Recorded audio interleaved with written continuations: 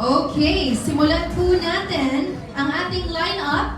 Our first batch of 4, June Lalin, Bobby De Quintina, Lea Santerio, and Jojo Panaliga. For now, let's start from Abante. We have June Lalin. Yeah, thank you, PV.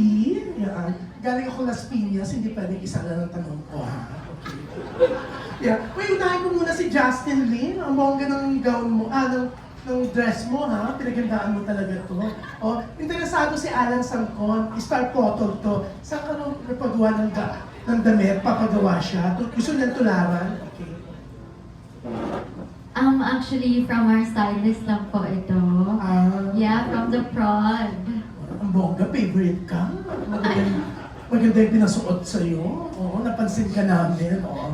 Pero dito ba sa Hell University, paano ka namin mapapansin? Oo. Gano'n ba ka-challenging ang role mo? Oo. For me talaga, ito yung pinaka-challenging na role ko na nakuha kasi first major role ko po ito. Sobrang grateful po ako sa Viva. Thank you po sa mga bosses sa pag-trust sa akin dito, pagbigay kay Vanessa. Yung character ko ba dito, mix siya eh. Makulit, masayahin, pero sobrang tapang niya and sobrang emotional niya din. So lahat ng emotions dito makikita niya kay Vanessa. Yan. Thank you. Yan. Oo. Natanong ko muna itong actually, ang bongga kasi ng Viva One, no? Dati, hindi rin naman namin masyadong kilala yung mga ang mutya ng Section E, pero biglang viral, sikat na ang bobongga, di ba? Ang daming pinasikat ng Viva One, di ba? So, eto, mukhang sina Heart and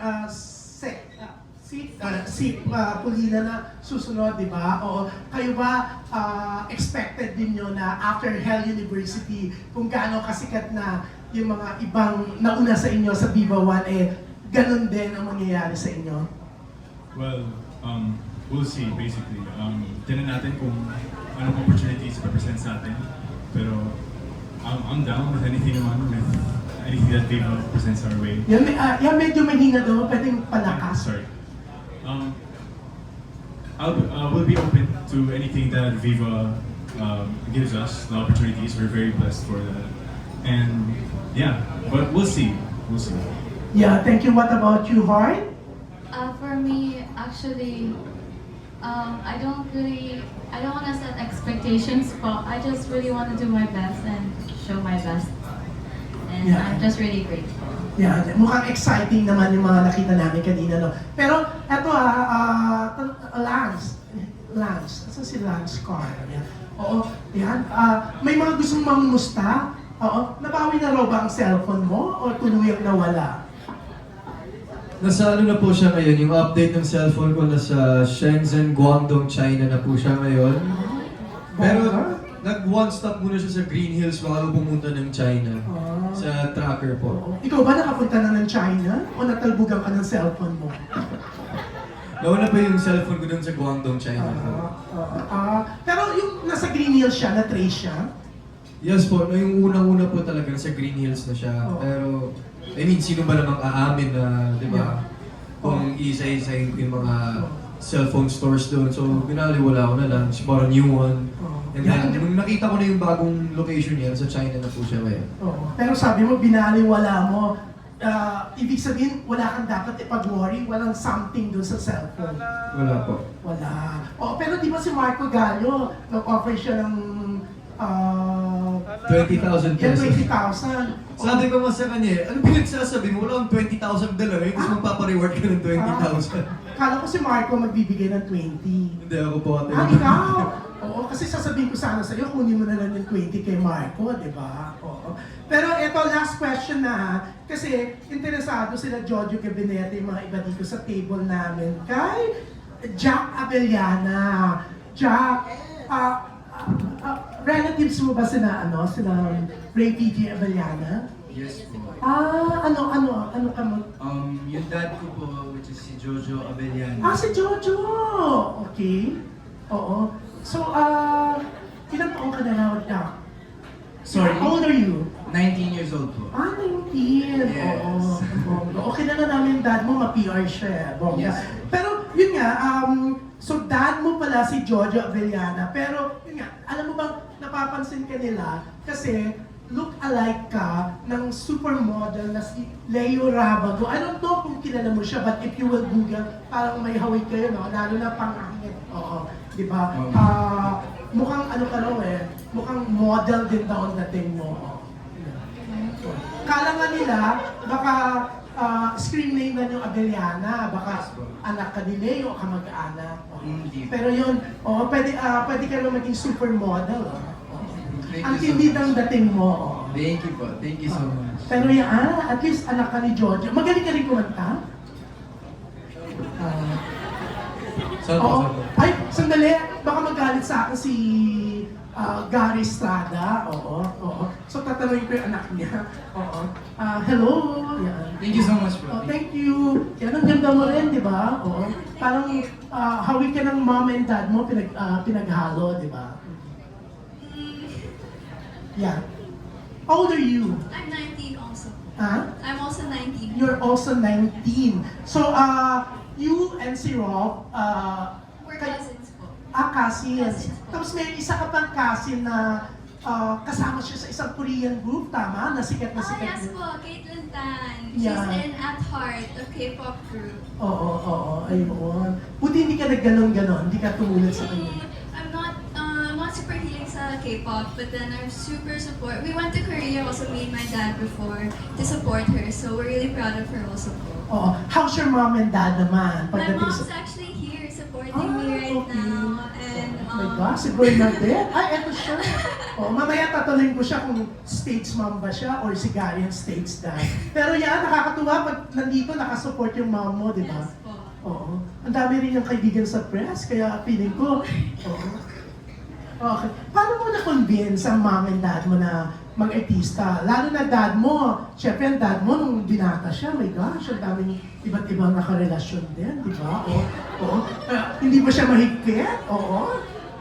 Not naman, but they're strict, but in other ways. I think they were actually the ones that pushed me to go into acting and show business because they saw how much it did for them, how much their career boomed. So they also want that for me, and also for my older sister, who's also going into show business. Yeah, pero syempre good luck sa inyong lahat, no? Lalo sa Hell University, yan. Syempre, kami excited na. Yan, PB, thank you very much. Syempre, yan po yung The June Lalin Show. Tapos na. So, yung mga susunod na magtatanong, ha? Sumunod po kayo, isang tanong lang, okay?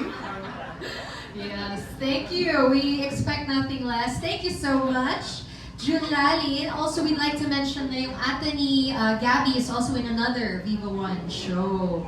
Naaabangan nyo ang My Husband is a Mafia Boss. Also on Viva One. Alright, ang susunod na magtatanong. From Manila Bulletin, we have Bobby Requentina. Hello, magandang hapon po. Hi, Phoebe. Okay, 2-in-1. Siguro para sa lahat, ano pati si Direk, saan kayo na-challenge or nag-enjoy sa part ng paggawa ng Hell University? Okay, saan kayo na-challenge? Or nag-enjoy? Or nag-enjoy. Okay, let's do from one side for everyone. Let's do from one side until the other side, okay? Let's go Keegan, yeah. Siguro na-challenge ako sa mismong location namin. Kasi yung lugar namin is very abundant and ayun, marami talagang mga daanan na pwede akong matapilok or all.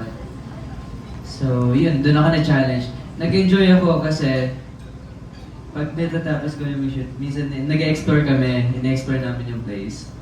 And sa pag-shoot namin, natutuwa ako kasi kahit pa paano, hindi nawawala yung band namin ng cast. For me, actually just yesterday, kasi kahapon, a few hours ago, meron kaming taping din. Yung scene ko kasi doon parang mangingisay ako ganun. So parang pinakabahan ako kung okay ba yung ginagawa ko ganun. So parang feeling ko naman, isa yung sa challenging part na nagawa ko so far. Sa akin po, siguro yung challenging part is siguro yung laging nagpapanik, like, never naubusan ng salita and all. Doon po ako nahirapan, pero kaya naman po. And nag-enjoy po ako kasi nagiging magkakapatid na po kami sa cast. Pag every cut, parang kami magkakapatid, open up sa isa't isa and everything. And yun po, dun po ako nag-enjoy. Thank you. Ako naman po, parang si Keegan, sa location din po ako na-challenge kasi talaga pong nakakatakot yung location. Actually, si Direk po baka gusto niya pong ikwento yung isa pong mga nangyari doon. Pero meron po kasing mga ganong eksena, kaya yun po siguro yung challenging part, yung location po kasi nakakatakot. Tapos yung pinaka-na-enjoy ko naman po is yung bond po with all the cast members and especially Direk kasi Direk is very supportive po, hands-on po siya. Napakagaling niya po mag-direct. Tapos talagang director po talaga siya. Director po talaga, direct. Legit po talaga sasabihin niya po sa'yo ng pangit o maganda. Kaya very supportive po si Direk sa amin. Yes, Direk, that includes you po. Ayun. First of all, na-challenge, both kasi pareho na-challenge at na-enjoy ako. Una sa lahat sa material ni Kim. Sa Hell University kasi napakaganda nung material. Pag pinabasa ko, ano talaga page turner talaga siya So parang yung challenge is paano namin ang pagtutulong-tulungan talagang gawin ng maayos to in honor of his work. And at the same time, both then challenge, it's a challenge at sobrang enjoy din ako makatrabaho lahat po. Itong mga buong cast na nandito at pati yung mga wala dito. Walang plasikan, araw-araw na-challenge ako sa kanila. At na-enjoy ko din dahil nakita ko yung constant na improvement at hindi lang pagdating sa acting skills pero pati na sa bonding ng lahat, pati sa bond ng lahat as a family. At the same time yung based on sa material ni Kim, talagang dahil gusto naming mabigyan buhay yung gawa niya and yung world ng Head University. Kinailangan din talaga namin with the help of our production designer si Erickson Navarro, kinailangan namin mag-build ng sets talaga from scratch para lang masabuhay yung imagined world ng school na to, ng Hell University. So, but at the same time, doon sa location namin, na wala man sa kwento, minumulto kami. Minumulto kami. Lahat kami, ang dami ko na-discover dito sa Hell University family na may mga third eye pala, nakakaramdam ng mga presence. And pare-pareho sila na nakikita at nararamdaman. And ayun yung isa sa mga naging bond ng Hell University family. Thank you. Sa akin naman po, yung character ko po dito is naka-mask and contact lens na rin. So medyo uneasy ako at times when acting pero naitatawid naman ata, direct no? Naitatawid naman. So yun yung nakaka-bother sa akin konti. So, pero yeah, nagbabonding kami lagi as a cast and I think safe to say comfy na kami sa each other and we trust each other now. For me naman, of course, naka-enjoy again yung bonding na talaga sa cast. But as Supremo, nakita niyo naman sa teaser, nakaka-enjoy po talaga yung, embodying this cool character that punishes students. And, parang nakita niyo sa teaser, kinanong ko si Kuya, di ba? So, nakaka-enjoy po yun. It's something, I don't do that, I don't bully people. Kaya, yung ganun, pinapayagan ako ni Direk kasi syempre para sa show Pero nakakatawa yun. Pero at the same time, syempre nonchalant si Supremo, right? Yung sa nahihirapan naman ako, which I'll try my best to do, is yung opposite side naman, yung papakita siya ng emotions. Papakita siya ng yung sa mata, yung romance, yung love. Kaya, ayun, yun yung nakaka-challenge na part for me. For me po, challenging po naman talaga yung role ni Zayn. So, in terms of that, there's a lot of times na pangarap po yung buhay namin lahat. Tapos, yung we would be sticky, sweaty, blood, and everything, dirt. Yun po talaga challenging. And then sa location po namin, since abandoned po talaga, wala po kaming place na mapapaghugasan na properly. So yun po talaga, nahirapan po kami. Tapos, pinaka po na ini-enjoy po namin is yung building, the making of Hell University. Kasi abandoned talaga. So how did they set up this place to be beautiful, wonderful, and everything? na magmukha talagang Hell University out of this world. Yun po yung na-enjoy ko. Kami naman, to be honest, one day pa lang ako nagsushoot sa hair. So, hindi ko pa talaga ganun na-feel or siguro hindi pa ako ganun ka-challenge. But for me, challenging sa akin, like portraying a new role. Siyempre, kapangalan siya nung character ko sa isang series. So, medyo mahirap ilayo para sa mga fans. So, yun yung, I think, challenging for me. And challenge din siya sa akin na makabalik ulit sa ganitong genre because ilang years din ako nagro-rom-com because of another series. Yeah, but ayun, looking forward ako to bond with them more on set kasi naka one day pa lang. Yan lang. Thank you. Ako naman po nag-enjoy ako sobra sa paggawa ng script. Sobrang hands-on po ako and promise po namin sa inyo na faithful talaga kami sa story, sa Wattpad and sa book. Any challenge? Challenge, Kit? Did you have a challenge? Wala. Yun din po, na-challenge din ako and nag-enjoy sa paggawa ng script. For me, I think both the challenge and the scenes that I enjoyed the most were the ones that had a lot of logistics, like putting up the table, and then we all have to run and go back and forth and back and forth. So that was really fun to shoot with Derek. Ang pinaka na-challenge po talaga ako is may scene po kasi kami na parang nasa bukid kami. Tapos umulan bigla. So yung land, ang putik-putik na siya. Tapos parang yung land, parang pababa siya. Tapos pag aakyat kami ulit, kasi need mag-top 1 ulit for the scene. Tapos babaakyat kami, tapos super slide talaga. Sobrang basa pa ng land. So sabi ko talaga, oh my God, Direk! Doon pa ako na-challenge. And then, yung nag-enjoy naman po ako sa bonding namin kasi every after may mga heavy scene kami. Parang syempre, buo namin nilalabas yun. Then after nun, doon kami nagtatawa na nag-enjoy. Ako, for me, yung character ko itself is the challenge. Kasi she's not your typical ordinary student na nakikita niyo everyday. And based sa trailer, may scene dun na inano ko si Heart, like, I had to threaten her. So may mga scenes akong ganun where I have to like threaten her with a weapon. And for me, nakakabigla siya kasi I don't hurt people. And my character is someone who's like that. So it's a very big challenge, but I'm very grateful to Direk kasi siya ang nakakalabas ng ganun na kind of character na kaya ko pala siyang gawin. And siguro yung na-enjoy ko is, of course, like what they've all said, yung bonding namin as a cast. Actually, number 1 bonding talaga namin, alam nila to, group order. Group order, as in, lagi kaming every set, every shoot, kapag, like, inaabot kami hanggang madaling araw, guys, group order tayo, mag-matcha coffee tayo. So, like, yun talaga number 1 bonding. Yun talaga nag-start, actually, sa lahat. So, yeah. Yun. Pipi, sorry ha, ibinalik kasi sa akin nila yung mic. Kasi baka lumagtan po si Aiko Melendez and Jo Marie Eliana. Nakalimutan ko tanong si Andre.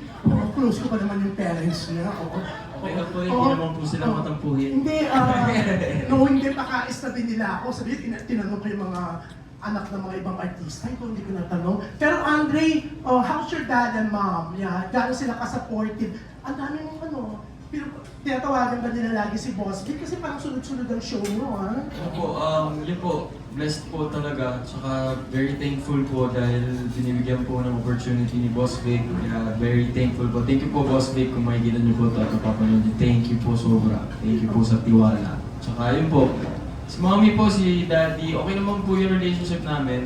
Si Mommy very supportive po. Lagi po nagtatanong kamusta yung set, kamusta yung mga eksena, ganyan. Si Daddy naman po, lagi lang akong pinupush na be on time, be on time, no?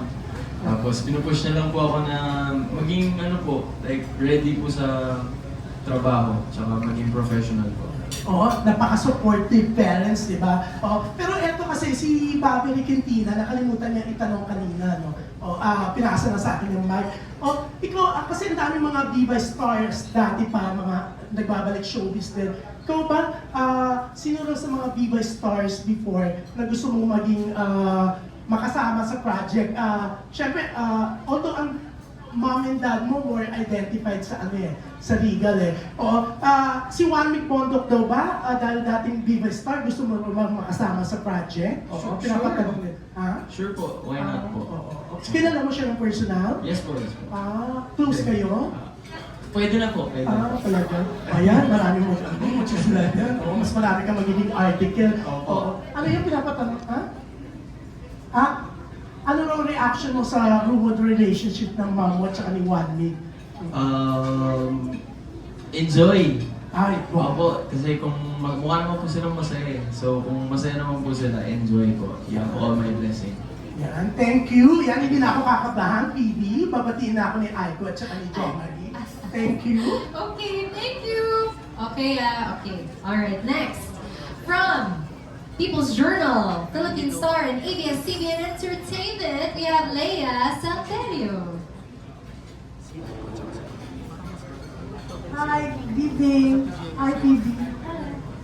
I would like to ask Direk first and the writer. Hi, Direk, how did this project land on your lap? Nagulat din po ako, tinawagan po ako ni Boss Vic. Sinabi, Bobby, ikaw mag-direct ng Head University. Oh, alright. And there are a lot of my projects kasi na gusto ni Boss Vic pagdating po sa treatment. Yes. At nakita niya na bagay na may apply ko po sa project na to. So that's how I got it. So when did you start film shooting? We started Last year? this January. This January na. Ay, actually, hindi. December pa lang.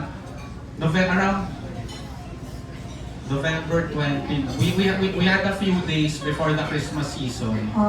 And then, nag-break po kami, then nag-resume ng So January. nakailang episodes na kayo, Direk? Sa ngayon, almost, yung malapit ng magsara, mga almost 5 episodes po. So ilang pa to go? Ganong katagal pa? We have a total of 18 episodes po. 18 So, pa. nasa day 12 po kami, we have around 30 And then- shooting days. So when is this airing? This airs po on, the first episode is gonna be on Viva 1 sa February 6. Alright. Thank you, And then, Direk. magkakaroon din po kami sometime this January ng primer, parang behind the scenes, the making of Head University. Alright. Thank you. Thank you. Yung writer, Si sorry, Kim po. Kim? Night in Black. Yeah. Did Viva buy the rights from you for this, for Health University? And how long ago did you write the story? Actually, sinunod ko po yung story ko for, I think, 6 months. Last year. No, 2000. Matagal na. Papa, 2016. Wow, 10 years ago. Okay. Tapos, paano napunta sa Viva? Actually, kinontak po ako ng Wattpad. Wattpad, alright. Meron pong interested na adapt sa story ko and Viva po. And natuwa naman po kasi napanood ko na po yung mga film ng Viva and maganda po yung mga produce nila. How last year yun? Opo. Last year. Last year. Thank you. Yung tatlong showbiz royalties. Hello. Hi. Good afternoon. Good evening na pala. Sorry. Yeah. How did you feel now that you're moving into the same landscape or same area, same of your mom and dad? That your mom and dad starred in or became known? Yung tatlo. Basically, my mom is not an actress po. Your dad? Yeah, my dad. Parents, yeah. Based on that naman po, si Daddy, really supportive naman po siya sa ginagawa ko ngayon. Pag may tinatanong ako sa kanya, tinuturuan niya po. Okay, nandiyan din po si Tito Ray PJ Abeliana, para sumuporta po sa akin. Especially si Ate Carla din po, minsan tumatawag sa akin or mag-chat sa akin for kami kinakamusta yung work ko and everything. So yeah, thank you so much. Wala. Hi, Andre. Hello po, good New evening Year. po, Happy New Year po. How do I feel po as a royalty po? Is that the question? Yes, that you're now moving into the same area, realm that your dad became known.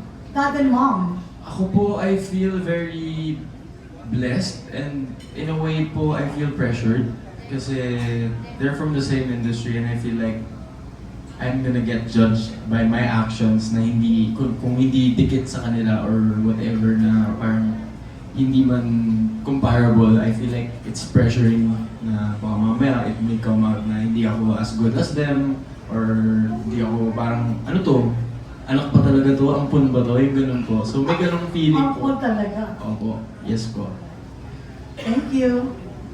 Yes. So po, I think for me, it's big shoes to fill po. I also feel very pressured, but also very honored and grateful that I have this role already. It's unbelievable because I also didn't expect na papasok ako sa showbiz. You're the third generation na in your Third family. generation Yes. po. Yes po. So it's really big shoes to fill. I feel tremendous amount of pressure, but pressure that I'm challenged and I want to make them proud of me. I really want them to be proud of me in anything that I do, showbiz, school, everything else. Thank you. All right. Good luck. Thank you. Okay, thank you so much. Okay, next up, we just had a little switcheroo. Let's hear first from Aster Amoyo from TikTok, People's Journal at PSN. Kasali pala ako dito.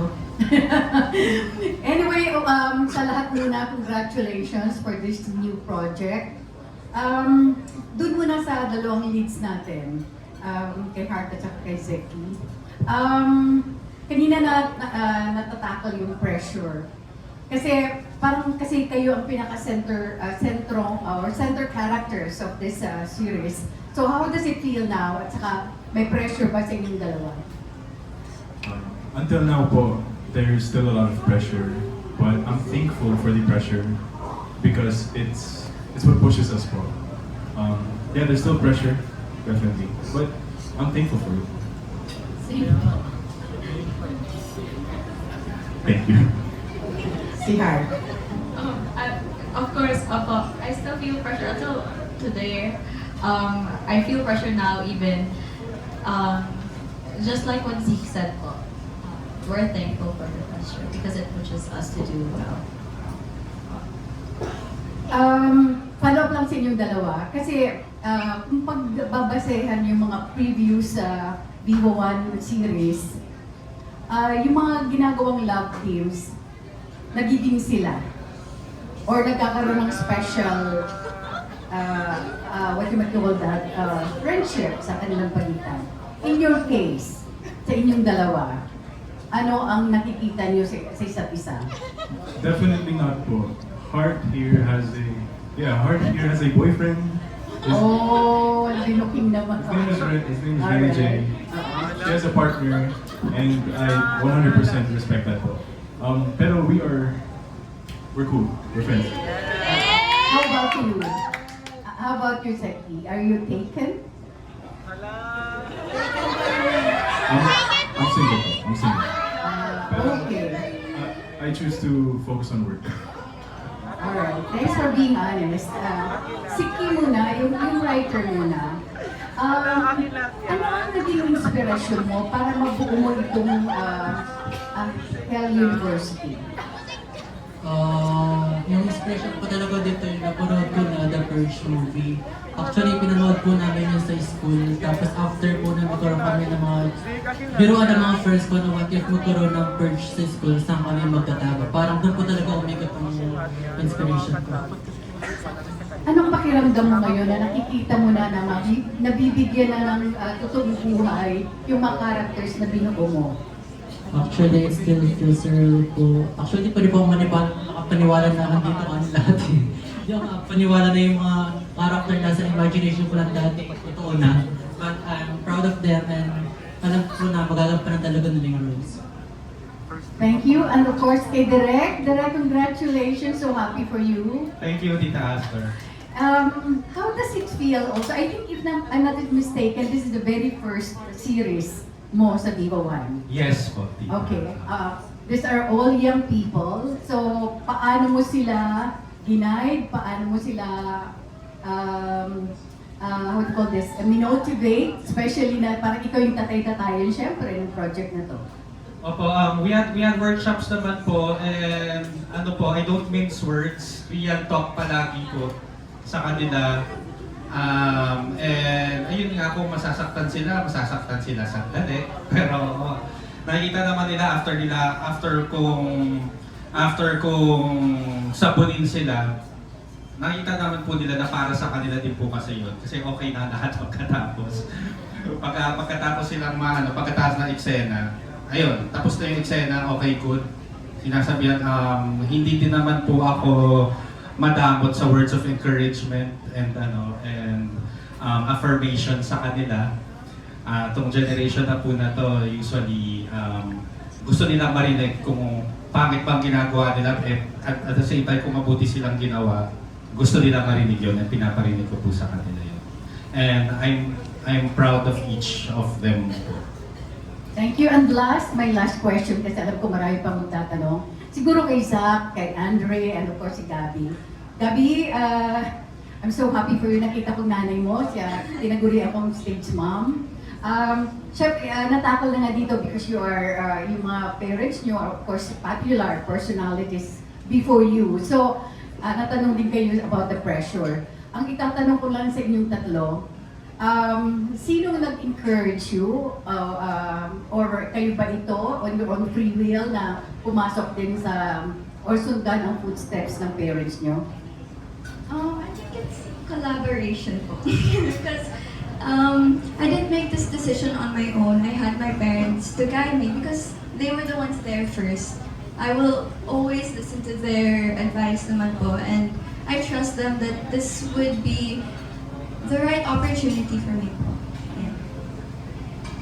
Ganda ni Gabby. And of course, Andre! It's nice to see you again. Nice to see you po. I guess ano po,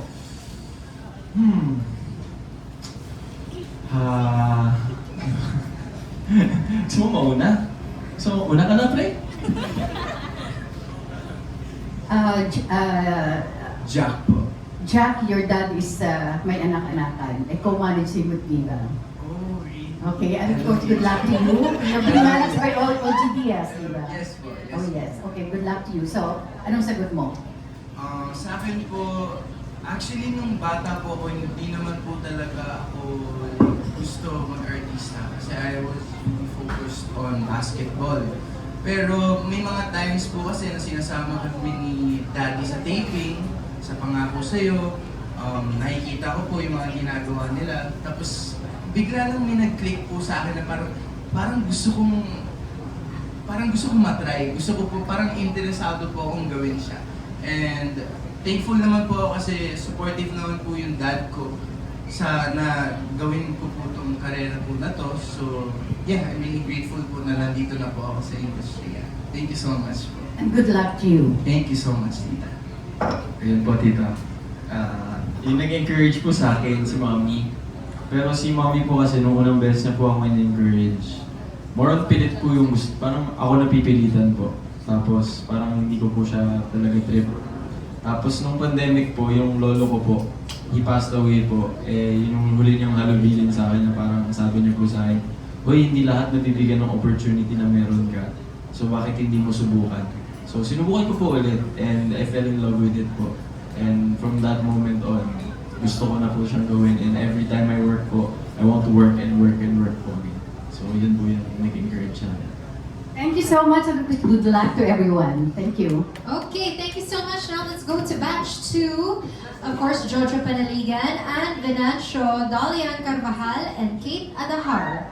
So now, from Rider PH Studios, Jojo Panaligan. Thanks, Vivi. Direct, pwede kayong mag-expound dun sa sinabi nyo kanina na na-discover nyo may mga third eye yung actors nyo at saka minumulto-multo. At saka hindi nyo ba naisip mag-change location dahil yung mga ganun-ganun? Okay naman po yung mga multo doon. ano naman, dasal po sa umaga. Pero kasi may mga instance doon. Una, may isang area po doon na cafeteria namin supposedly. Nung papunta po kami sa set, yung art department, may pinag-uusapan, nagbubulungan, papakita ba natin kay Direk? And then, ayun nga, dahil chismoso ko, tinignan ko din naman po. Nung tinignan ko yung cellphone nila, may nakuhanan ng picture sa isang part nung area, nung cafeteria. Dark, nakakakilabot po. May isang matangka, tsaka may isang maliit. Tapos, wala pa sina Andre at Jack sa set nun. So pagkatapos nun, pabalik na kami, pa-resume na. Si Jack, madalas magsabi na may nararamdaman ko ako, meron dito, malakas siya. Feel siya. Hindi siya nakakita. Si Andre nagsabi na nakakita siya. Tinanong ko si Andre, naniniwala ka ba sa multo? Oo, direct nakakita po ako. Sige nga, punta ka dun sa set. Tignan mo kung anong meron. Tapos tignan mo kung meron. Tignan mo kung meron. Hindi ko sinabi sa kanya. Tapos, after a few minutes, pumasok na ako. Wala siyang alam. Sumasalubo na, direct meron po. Ano nakita mo? Parang bata po. So yun, without him knowing, nag-match yung description niya. Doon sa cellphone? Doon sa picture, doon sa nasa cellphone. And then after, ayun, sabi ko, Jack, di ba, nakakausap. Minsan may mga ginagawa si Jack para maging maayos ang pagitungo ng mga elements. So sabi ko, pumasok na kayo doon, Jack. Puntaan nyo. So sila kinausap nila. And then after, may ginawa si Jack. And then after, nandun pa rin naman sila. May mga nangyayari pa rin paminsan on set na hindi namin maipaliwanag. Tuloy pa din na doon ang location, syempre. Kasi Opo, tuloy pa rin po. Thank you. Bonus question lang kay Light and Black. Kanina sinabi mo na hindi ko alam kung happy ka na faithful yung pagkakagawa doon sa pagkakasulat mo. But after 10 years, hindi ba sumagi sa isip mo na i-update yung story or bigyan ng lisensya yung director since medyo malaking panahon na yung bilis? Actually, collaborative po talaga siya. May suggestion po ako, tapos may suggestion din po sila direct. So, pero pinagsasama rin po namin yun. So, open ka naman Opo, open po ako. So, yung mga nagbasa nito, maaaring may mapanood na hindi yun. Opo, meron po mga minor changes lang naman. Pero for the effective ng sa story, for the better. Para lalo nilang panoodin, di ba? Palagi pong available siya para sa amin na kapag kunwari kailangang palitan story-wise or logistically or for logistic purposes. Very open yung lines niya, palagi kami nagko-consult sa kanya po. Okay. Salamat, Phoebe. Alright, thank you so much. Ngayon naman, pakinggan natin from Pinas, News Central at Remate and Venancio. Tama ba? Remate, Remate. Okay.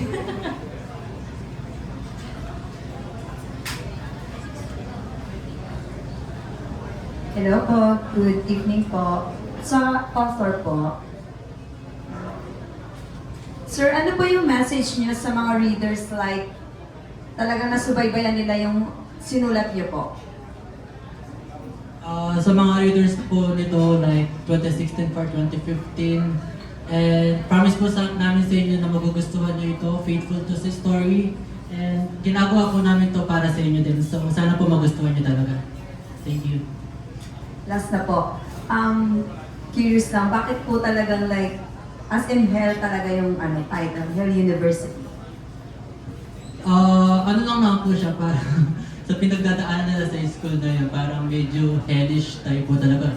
Chaotic, so parang ang cool din po pakinggan. With that, thank you po, Ms. Phoebe. Thank you. Yes, I agree. It does sound very cool. Okay, next up from the Philippine Star, Dolly Ann Carvajal. Hello for the rep, Bobby. How would you temper the violent scenes sa Bloody Night? Don't you think it will send the wrong signals about violence, bullying. So how would you address that? Good question. Pero may ano din talaga siya. Siyempre, tinitimpla din po namin for a general audience din, yung pagkagawa. So, yung pagka-mount namin ng eksena, it's something na mas malaking market yung makakanood po. Kahit yung mga older people na baka mag-cringe siya, sobrang gore, and even the younger people na hindi makakita sa mga tempered naman po yun. And at the same time, it's based on Night in Black story, which has a strong message at the end against against violence and abuse po. So may, Abuse of power. may redeeming factor. Apo, meron po. For the entire cast, kasi Hell University, no? Any hellish experience you had in your school life? Kung sino lang merong share. Okay, from your school life. Okay, University so life. University life. Okay, so since dito tayo kanina, let's start on the other end with Jemima. Any experience you can share? In school life po? Hellish experience. Siguro, familiar itong term na to for students. This is considered Hell Week. So, sa university, may tinatawag din na, kung dito Hell University, sa school merong Hell Week. So, it's like a week full of like deadlines, assignments, ganun. So, I think for me, that's like the hellish moment in school, yeah. Sa akin, wala po ako masyadong na-experience na hellish something sa school ko kasi na-enjoy ko lang po talaga yung school year ko. I think this morning felt pretty hellish kasi I went from school, then straight here. But then, kaya naman po, sinutan ko siya. Sa akin naman, nung nag-aaral pa ako, tanda ko na, may nag-aaral pa ako. Siguro hellish experience ko, pagsabayin yung work dito sa show business and yung school. Because sometimes, nagtitaping ako, nagre-review ako, and then exam ko na kinabukasan ng 7 a.m. And pack up ako like mga 4 a.m. So, yun sa tingin ko. Thank you po. For me po, siguro nung nagpakulay po ako ng hair for a role, tapos hindi po pwede yun sa school. So, I used to wear wigs a lot in school.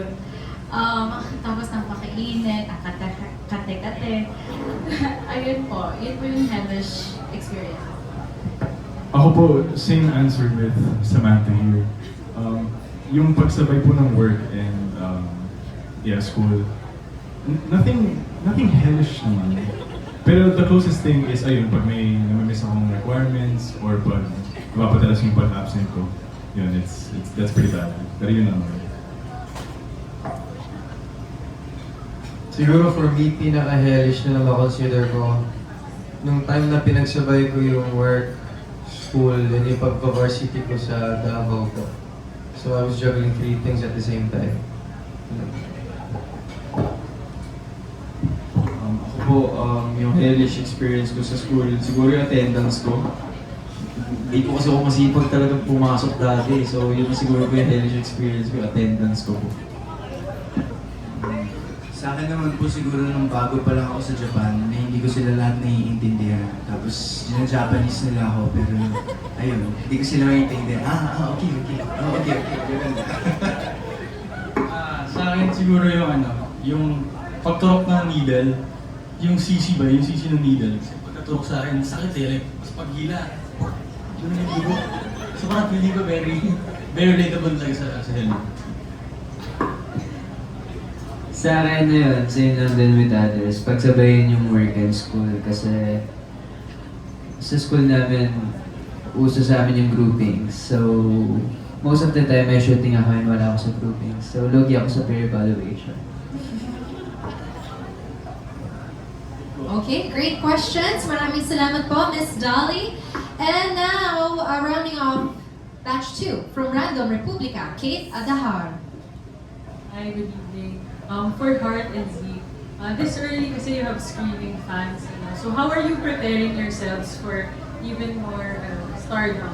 And meron ba mga artista na parang yung footsteps you want to follow or careers you want to pattern your careers after? Well, for me, this is still very new to me po. This, ito yung MediaCon and things like that. It's still very new to me. Pero what I've realized is, the more na na-experience ko po, the more na tumataas naman po yung confidence and nasasanay na rin naman po. Kaya I'm very thankful for the opportunities po. For me po, I don't think you can ever prepare for stardom. So, I just learned to stick to my foundations and keep myself grounded po. Ayun. It's regarding inspirations po ba? Since my real name is Marta Evangelista, how come with Marta Evangelista po? Ayun po. Sorry, but inspirations na artist po. Well, ang pinaka-naisip ko po, you know, alam mo, na-inspire ako sa cast eh. You know, I make, hindi sa binubuno ko yan, pero, you know, I make them my inspiration po. The way na, kasi, kapag nasa set po, sometimes, kunyari, wala akong masyadong scene, tapos nakikita ko sila, they're still there, tapos gising na gising pa, kahit late na. I'm getting inspired, kaya even here pa lang, nakaka-inspire na talaga. Thank you. Okay, thank you so much. And our final batch for this evening includes Patrick Fresno, Sab Santos, and Princesa Suji. Okay, so now let's hear from our TikTok content creator, Patrick Fresno. Hello, good evening. Para po sa ating main leads, I have a question po. Is there a moment in the show that you think people will debate online or yung pag-uusapan talaga? Interesting. I guess we'll find out. You guys are gonna have to find out. Kasi that's very subjective, you know. Kaya I'm not too sure. Pero I will assure you that there are a lot of moments show that you guys will be excited for and hopefully gets talked about. I don't want to give. Baka po mag-give kami ng spoilers if ever we answer that question. Pero I hope you guys stay tuned for more. Thank you. Okay, thank you so much. And another TikTok content creator, Sab Santos. Hello. Hi. So my question is, there are scenes in the book na inaabangan kasi nakakakilig sila. And grabe naman talaga yung nakakakilig while you are reading it. How are you preparing for these moments to make sure you capture the same emotions that the readers felt habang binabasa nila yung libro? I think most important regarding those scenes is, syempre, me and Heart has to have this connection. And just from spending time sa set, and you know, kahit pag walang scene, just talking, just being good friends, I think pagdasalan na po sa amin ni Direk dun sa scene na yun, may embody naman po namin yun. We just have to have this closeness lang. That's the most important part. And free naman po kami to suggest whatever. And Gina naman po kami to do our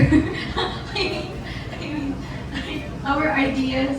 Kasi sometimes he comes up with good ideas na it's really good on camera. And we also trust Derek's direction. And we also have Coach Rai, our acting coach po. And he's really hands-on on how we're gonna portray our emotions and what we're supposed to do. Ganun po. And then pahabol ko lang na question. This one is for Zeke. Yung mga readers siguro makakaintindi. Kumakain ba si Zeke ng ampalaya and takot ba siya sa pusa? Si Zeke po, I love cats. Okay? And I love vegetables. But that's Zeke. Okay? Just to confirm. Alright, okay. And finally, also from TikTok, Princesa Suji. Hi, good afternoon. My question is for the main cast also. So actors sometimes get so immersed in their roles that it can be difficult to let go afterwards. So how did you guys prepare mentally and emotionally for the darker scenes in the Hell University? For me, Well, the more na sinasalang po ako sa scenes and the more na pinapractice, the more din po na natitrain po yung sarili ko na to learn when to let go. So, yeah, napapansin actually ng prod team din yun. Parang may switch akong ginagawa to go from Z to Ace and then pag Ace na back to Z. So it's really just practice and yung parang mental techniques basically. For me po, ang suggestion po ng acting coach namin is to really stay in character while you're on set. Kahit hindi pa po nagtitake. So, what I try to do is really isolate myself first before going to the scene. And then after the scene, dun ko na po, ila-let go yung character and be myself. Yun lang po. I think it's being focused lang and pag game on, and pag when you're not, yun talaga.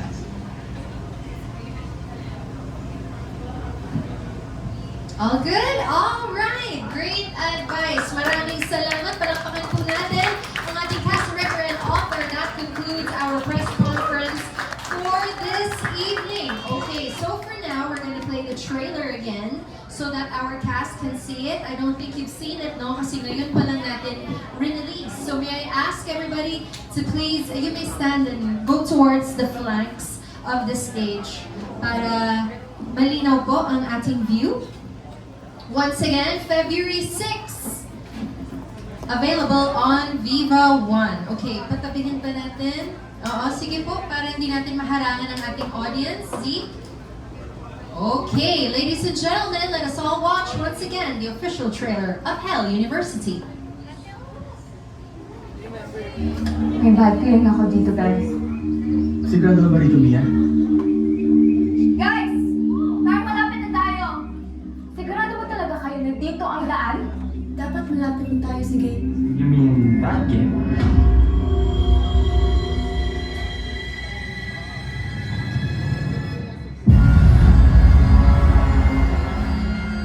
Hello, University.